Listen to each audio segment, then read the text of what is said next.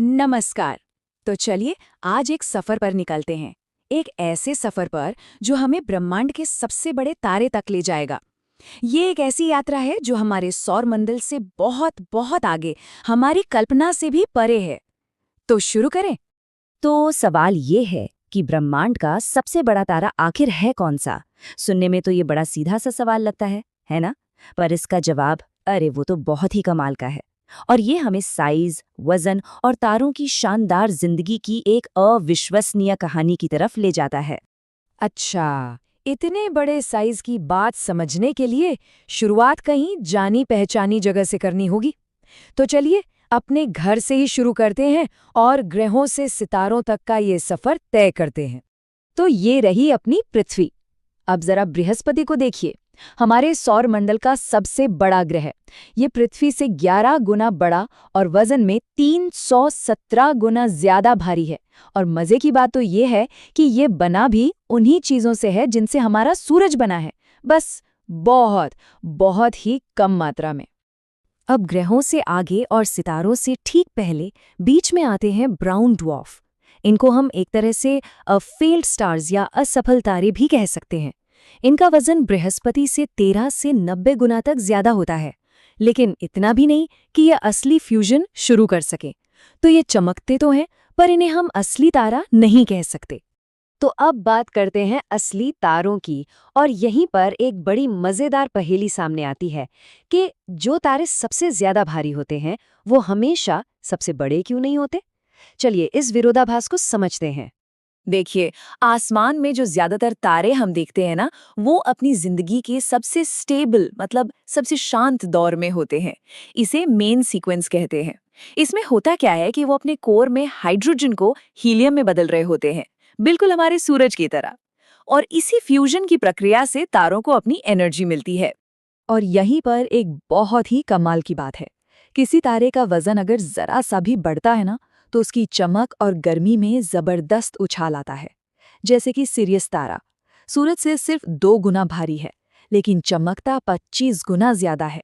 तो इस हिसाब से चलिए मिलते हैं अब तक के सबसे भारी तारे से, R136A1। सोचिए, ये हमारे सूरज से 90 लाख गुना ज्यादा चमकीला है। तो ये पक्का सबसे बड़ा तारा होगा, सही गाना? और बस यहीं पर कहानी में आता है एक ट्विस्ट। R36A1 जो सूरज से 315 गुना ज्यादा भारी है, वो साइज में सिर्फ 30 गुना बड़ा है। अरे ऐसा कैसे? होता यह है कि उसकी जबरदस्त वजन और ग्रेविटी उसे अंदर की तरफ ही सिकोड़ कर रखती है, फैलने ही नहीं देती। तो फिर सवाल ये उठता है कि अगर ज्यादा वजन से तारे बड़े नहीं होते, तो फिर वो इतने विशाल, इतने जायंट बन कैसे जाते हैं? तो इस पहेली का जवाब तारे के वजन में नहीं, बल्कि उसकी उम्र में छुपा है। जी हाँ, बड़ा बनने का राज है बूढ़ा होना। तो होता क्या है, जब कोई तारा अपने कोर का सारा हाइड्रोजन फ्यूल जला देता है, तो उसका कोर अपने ही वजन के नीचे दबकर सिकुड़ने लगता है। और जब वो सिकुड़ता है तो और भी ज्यादा गर्म हो जाता है, इतना गर्म कि एक नए तरह का फ्यूजन शुरू हो जाता है।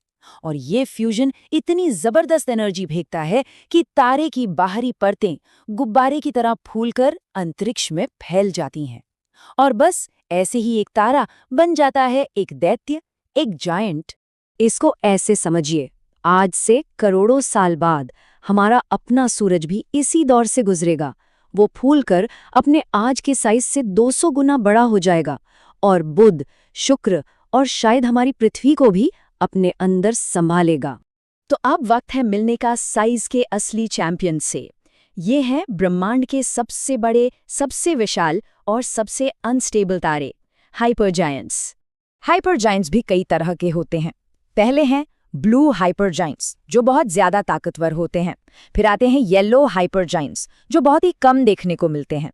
लेकिन जब बात होती है सिर्फ और सिर्फ साइज की, तो असली बादशाह हैं रेड हाइपरजायंट्स।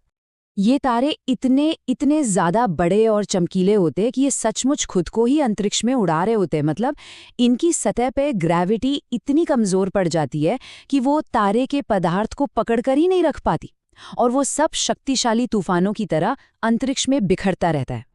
तो चलिए अब उस पल का इंतजार खत्म करते हैं और सबसे बड़े तारे का नाम जानते हैं। हाँ, ये बात जरूर ध्यान में रखनी होगी कि हमारी टेक्नोलॉजी बेहतर हो रही है, तो हो सकता है कल ये खिताब किसी और के पास हो। तो इस हैरत अंगेज मुकाबले का विनर आखिर है कौन? तो ब्रह्मांड के सबसे बड़े तारे का खिताब जाता है एक रेड हाइपर जायंट को, और उसका नाम है स्टीफेंसन 218। अब इसके साइज का अंदाजा लगाना भी मुश्किल है। स्टीफेंसन 218 का रेडियस यानी दायरा हमारे सूरज से 2150 गुना ज्यादा है। चलिए इसको एक और तरीके से समझने की कोशिश करते हैं। अगर हम लाइट की स्पीड से भी चलें, जो कि ब्रह्मांड में सबसे तेज है, तब भी इसका एक चक्कर पूरा करने में लगभग 8.25 घंटे लगेंगे। और सोचिए, एक हवाई जहाज को यही काम करने में करीब 500 साल लग जाएंगे। और अगर ये भी काफी नहीं है, तो जरा ये सोचिए कि अगर हम इस तारे को उठाकर अपने सौर मंडल में सूरज की जगह रख दें, तो इसकी बाहरी सतह शनि ग्रह यानी सैटर्न के ऑर्बिट तक पहुंच जाएगी। तो आखिर इतने बड़े तारे का अंजाम क्या होता है? बहुत जल्द ये एक जबरदस्त सुपरनोवा धमाके में फट जाएगा और अपनी सारी गैस अपनी पूरी आकाशगंगा में लौटा देगा। और फिर उसी बिखरी हुई गैस से तारों की एक बिल्कुल नई नस्ल पैदा होगी। जन्म और मृत्यु का ये अद्भुत चक्र ऐसे ही चलता रहेगा। कमाल है ना, कैसे ब्रह्मांड अपनी ही सबसे बड़ी रचनाओं को नई चीजें बनाने के लिए इस्तेमाल करता है। सच में एक लाजवाब सफर।